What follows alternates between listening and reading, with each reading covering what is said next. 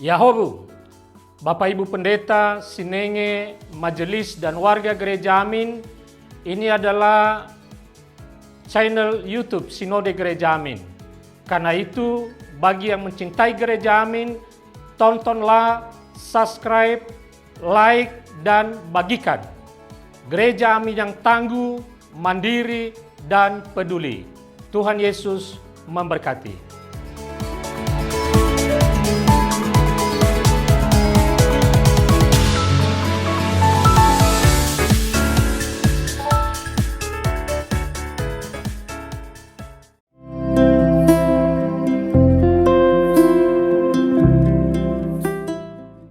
Hai teens, jumpa kembali dalam acara TFC.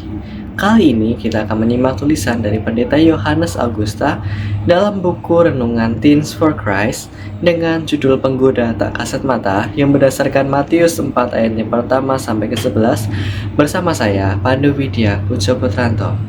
Marilah kita berdoa sebelum kita membaca firman Tuhan.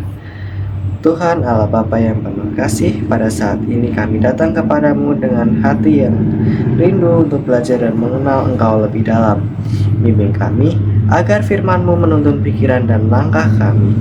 Jauhkan kami dari segala godaan yang ingin menjauhkan kami dari terang-Mu. Kuduskan waktu renungan ini supaya apa yang kami dengar boleh menguatkan kami dalam hidup kami sebagai remaja-Mu. Di dalam nama Yesus kami sudah berdoa. Amin. Yang menjadi pusat permenungan kita adalah Matius 4 ayat yang keempat. Saya akan membacakannya untuk kita semua. Jawab Yesus, ada tertulis, manusia hidup bukan dari roti saja, tetapi dari setiap firman yang keluar dari mulut Allah.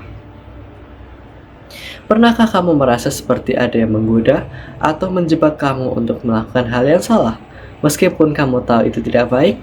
Misalnya, di sekolah kamu tergoda untuk menyontek karena takut untuk mendapat nilai jelek, atau tergoda untuk ikut teman-teman melakukan hal yang tidak benar hanya supaya kamu diterima.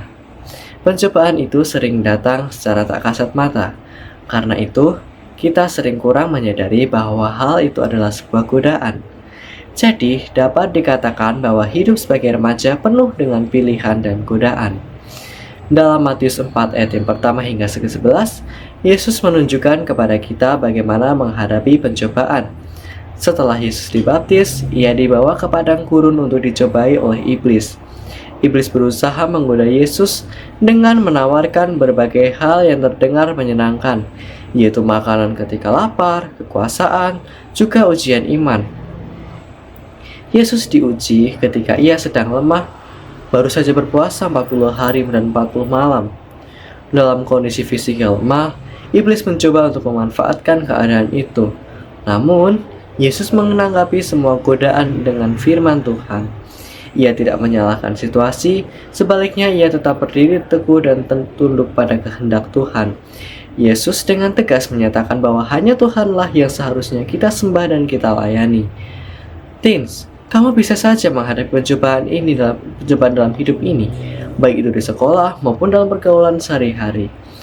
Melalui Matius 4 ayat yang pertama hingga ke-11, kita belajar bagaimana Tuhan Yesus menggunakan firman Tuhan untuk melawan godaan. Karena itu, pertahankan prioritas hidup yang benar dan jangan biarkan keadaan membuatmu jatuh. Ingatlah, kamu bisa menang dalam setiap pencobaan dengan kekuatan Tuhan, seperti yang Yesus lakukan. Kuncinya adalah semakin mengenal Tuhan melalui firman-Nya. Marilah kita berdoa. Tuhan Yesus, terima kasih untuk firman-Mu yang telah kami dengar. Tolong kami, supaya apa yang kami pelajari dapat kami hidupi dan kami lakukan dalam hidup kami sehari-hari.